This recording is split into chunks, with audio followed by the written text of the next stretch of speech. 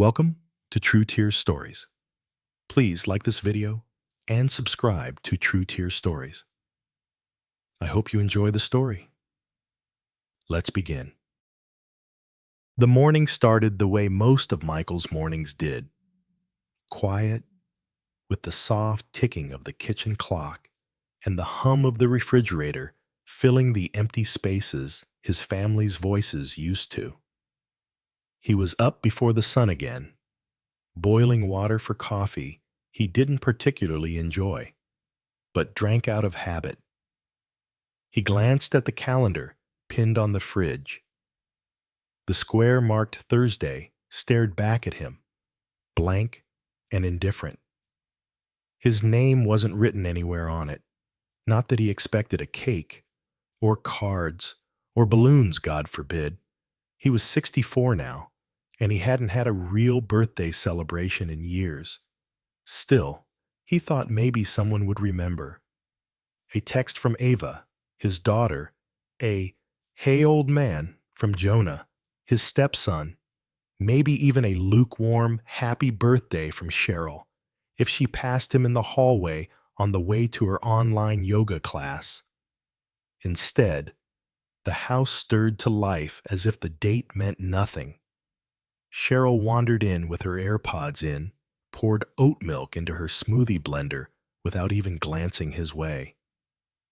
Jonah, now 23, and still lounging in the guest room after quitting his job 6 months ago, emerged long enough to grab a granola bar and grunt something that might have been morning. Ava, recently graduated and recently moved back in just for a few months, was already out, her absence marked by the text she'd sent Cheryl about dinner plans with friends. Michael sat at the small round table, his coffee cooling in front of him, untouched. He didn't say anything, didn't remind them. Part of him wanted to. Part of him wanted to shout it. "Hey, it's my birthday. Remember me?" But something held him back. Pride, maybe, or exhaustion. Instead, he simply nodded to Cheryl as she passed by again, this time wrapped in a towel, humming some song he didn't recognize. By noon, the quiet had settled in deep, the kind of quiet that doesn't feel peaceful. It feels like being erased. He wandered into his office, a narrow room at the back of the house that had once been a den, then a nursery, then a storage space. Now it was his, though no one else seemed to notice. He sat in the old leather chair, cracked at the seams, and opened his laptop. The mortgage statement was sitting in his inbox, flagged. He'd gotten the reminder 2 days ago. Payment due. Monday. Standard stuff. Nothing urgent. At least not yet. He hovered over the link. Usually, he paid it without thinking. The house was his name, his income, his responsibility. Even though Cheryl loved reminding him how she picked it out and made it a home, she'd never paid a single mortgage bill. Jonah didn't pay rent. Ava chipped in for groceries once, maybe twice, last month. Michael's hand rested on the mouse. The cursor blinked on the screen. Click to pay. He didn't click it. Instead, he closed the tab and stared at the desktop background. A photo of the house from a winter years ago. Lights strung along the roofline. Snow gathered on the railing. Ava and Jonah smiling beside a younger, less worn version of himself. Cheryl behind them, arms wrapped around his waist. A staged photo, maybe, but it had meant something then. Now? They didn't even share dinner anymore, just takeout containers and half-empty water bottles left in the sink. He closed the laptop gently, as if not to wake something. Then he stood, stretched, and walked through the hallway, pausing just outside Ava's door. She wasn't there, of course, but the scent of her perfume lingered, sweet and sharp. In the living room, Jonah was on the couch, watching something with the volume low, fingers scrolling through his phone. Michael spoke before thinking. "What are you watching?" Jonah didn't look up. "Some docuseries about billionaires." Michael waited. No follow-up, no questions, no space for conversation. "All right," he said. Back in the kitchen, Cheryl had left her smoothie cup in the sink. The blender top was still open, a sticky trail of green leaking down the side. Michael wiped it up with a dish towel. That was when it really landed.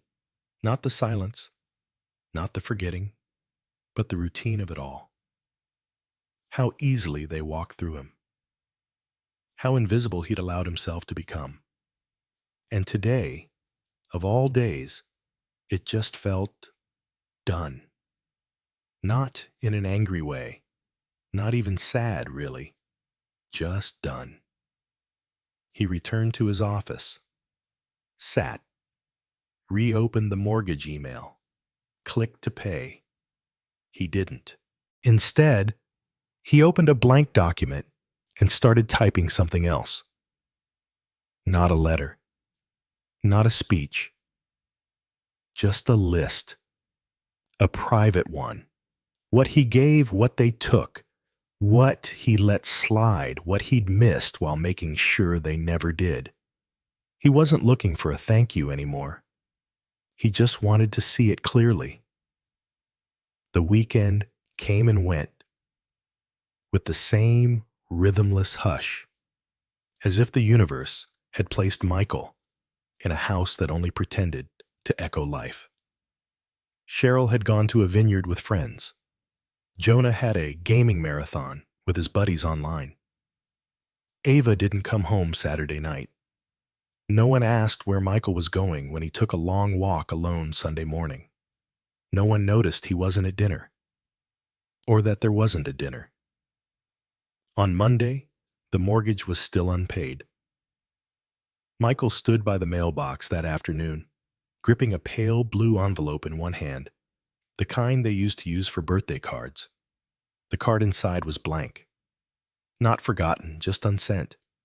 He'd bought it for himself on Friday, not out of bitterness, but as a reminder, a marker in time. As the mail truck pulled up, the driver gave him the usual nod. Michael handed the unsent card back to him. No address, no stamp. He dropped it in the slot anyway. Inside the house, the thermostat blinked its usual numbers. Cheryl had left the windows open, letting in the dry June heat. The air felt stale, heavy with unspoken words and overdue change. He opened his laptop again, this time scrolling through the property appraisals he'd been tracking quietly over the past few months. He'd been considering selling. Not seriously, at least not until now. But the comps were promising. The market strong. Still no word from anyone about his birthday. It wasn't just the lack of a gift. It was the absence of recognition. Like his presence had been folded into the walls, wallpapered over by assumption. That evening, Jonah asked if the internet was acting up. Cheryl wanted to know if he'd seen the water bill. Ava texted the family group chat, asking if someone could Venmo her for gas until payday. Michael replied to none of it. Instead, he stared at the mortgage app again. The due date had passed. A polite red bar blinked now. Past due. His cursor hovered again. Pay now. He clicked exit instead. For dinner, he made eggs and toast. No one joined him at the table. Around 10 o'clock, Cheryl came into the kitchen, half distracted. She noticed the single plate drying in the rack and said, "You eat already?" Michael nodded. "Yeah." "You could have said something," she replied, without looking at him. She grabbed a yogurt from the fridge and left. That was it. The next morning, An envelope from the bank arrived. A gentle reminder, one missed payment, just one. Not a crisis, yet. But he didn't throw it out. He left it on the coffee table. It sat there all day. Ava walked past it twice. Jonah moved it to use the remote. Cheryl picked it up, looked at it briefly, then returned it to the same spot. No one asked. That evening, Michael sat on the patio as the sun dipped behind the trees. The quiet was no longer eerie.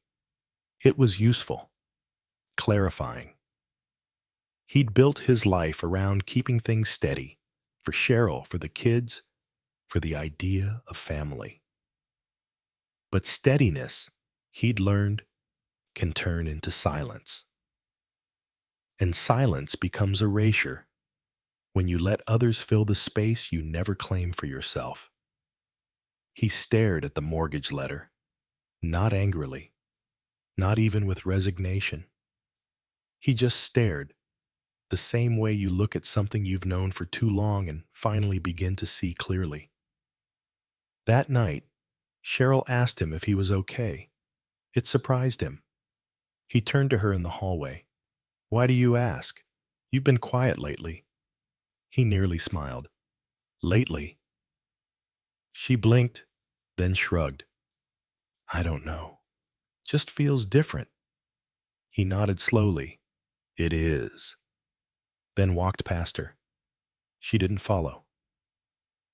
In his office, the desk lamp threw a soft glow across the room. Michael opened a different tab. Real estate listings. Places not too far. Quiet towns with smaller houses. Fewer bedrooms. Spaces for solitude. Peace. Not exile. Just something of his own. Truly his. He saved a few listings to a folder titled Options. Back in the kitchen, the envelope had been moved again. This time, it was missing.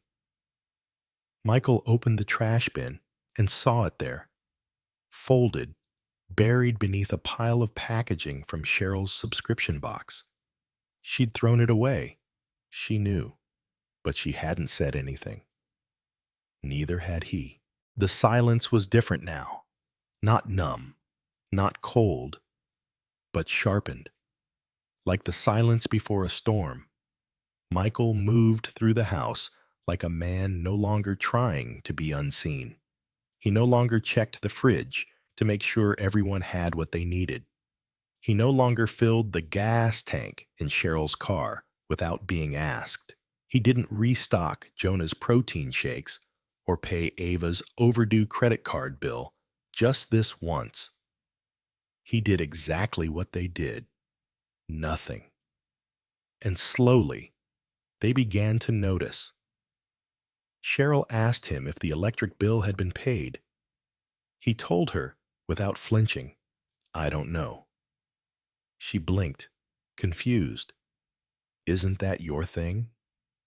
"Not anymore," he said, his tone gentle but unmistakable. Jonah asked for a new gaming headset.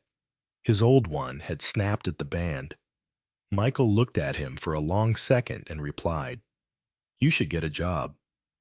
Ava texted him from across the house. "Need $40 for gas PLS." He didn't respond. An hour later, she walked into his office and asked in person. He met her eyes. "You're 24. You'll figure it out." The next morning, a second envelope arrived from the bank. This one more direct, a warning. Cheryl opened it. She didn't try to hide it. "You didn't pay it?" "No." Her voice tightened. "Michael, what are you doing?" "Just letting things reflect reality for once," he said, not angry, not loud, just even. "Nobody remembered my birthday.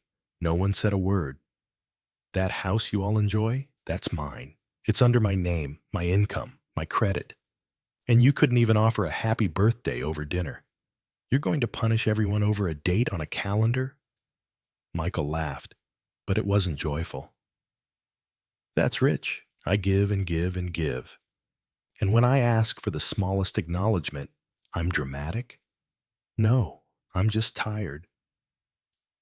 You can't just stop paying the mortgage. That affects all of us. Exactly. The word sat between them, heavier than any birthday gift could have been. That night, they all sat at dinner for the first time in weeks. Cheryl had made pasta. Jonah was scrolling through his phone. Ava picked at her salad, headphones in one ear. Michael said nothing. When Cheryl finally broke the silence with a nervous laugh and a forced story about her friend's vacation, Michael stood up. I'm going to stay with my brother for a while, he said. They all looked up. Jonah's brows pulled together. Wait, why? Ava frowned. So you're, like, leaving? Cheryl didn't say anything at all. Michael nodded, slipping his keys into his pocket. Yeah. He had packed earlier that afternoon, just enough to get by for a few weeks. His brother Tom had a small place 2 towns over. Nothing fancy, but peaceful. Tom had been the one who remembered his birthday, sent a card in the mail with a short note. Still proud of you. Always have been. He drove out that night, without fanfare, without slamming doors or shouting matches. Just the sound of the driveway under his tires, the house shrinking in the rearview mirror. By the end of the week, he heard from Cheryl. One message, "Can we talk?" He didn't reply. Then Ava messaged, "Mom is freaking out. Please call her." Still nothing. The next message was from the bank. Mortgage 30 days past due. Urgent action required. He felt no panic, no guilt, just calm. It wasn't revenge. It was a mirror, a long overdue one. He sat on Tom's porch, watching birds fight over the feeder. It was warm out, quiet. Tom brought him a cup of coffee and sat beside him. They call yet? Michael nodded. A few times. You gonna go back? I don't know. Maybe don't decide yet, Tom said. Let him feel it a little. Michael chuckled. It's not about making them suffer. No, Tom said. But it's okay if they notice what they had. Michael nodded, eyes fixed on the edge of the yard where the sun was dipping below the trees. Yeah, I think they need to notice. It took them almost 2 months to show up. Michael had just returned from the grocery store, a paper bag of simple things in one hand. Oatmeal, oranges, a few cans of beans. He wasn't living large, but he was living light. There was a difference. The kind you feel in your spine, in your breath. Tom's driveway wasn't long, but Cheryl still sat in the car for a full 5 minutes before stepping out. Ava followed, eyes hidden behind oversized sunglasses. Jonah stood back, arms crossed, restless. Michael saw them from the porch. He didn't move right away. Cheryl was the one to speak first. You look well. I am. We've been trying to call. I know. She swallowed, glancing back at the kids like she was checking if they were still behind her. Michael, we messed up. I messed up. He didn't jump in to save her. Not this time. She continued, her voice wobbling. You've been holding everything up for years, and I let that become invisible. We took you for granted. I see that now. Ava stepped forward, removing her sunglasses. Her eyes were swollen, red. I didn't mean to forget your birthday, Dad.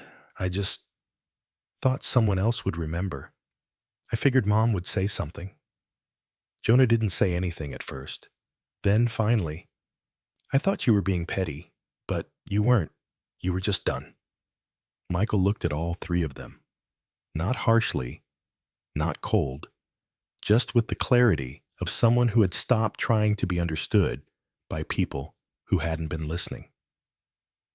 "I wasn't looking for an apology," he said. "I just wanted to be seen, and not when something breaks. Not just when you need something." Cheryl nodded. "We're selling the house." That got his attention. He raised his eyebrows. "We talked to the bank. It's not in good shape," she admitted, "but we'll figure it out." Michael let out a long breath. "You don't have to do that for me." "It's not for you," she said, surprising him. "It's because we need to learn how to stand on our own. You gave us more than enough time."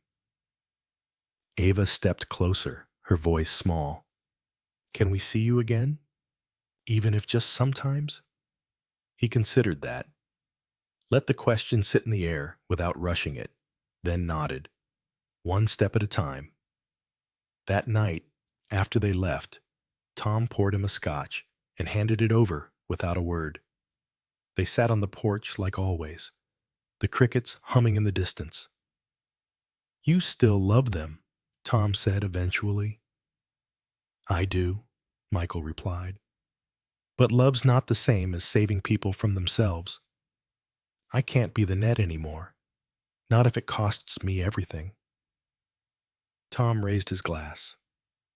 "To finding your own birthday." Michael smiled faintly and clinked his glass. "And remembering it for once. The house would sell, or it wouldn't. They'd figure it out, or they'd struggle. But Michael wouldn't be the one losing sleep anymore. In reclaiming his silence, he'd found his voice. And this time, it would not be spent convincing others of his worth. It would be spent living, simply, clearly, and on his own terms. The world didn't need to celebrate him for it to matter. He had finally remembered who he was. Michael didn't go back to the old house, not even to drive past. There was nothing there for him anymore. Not really.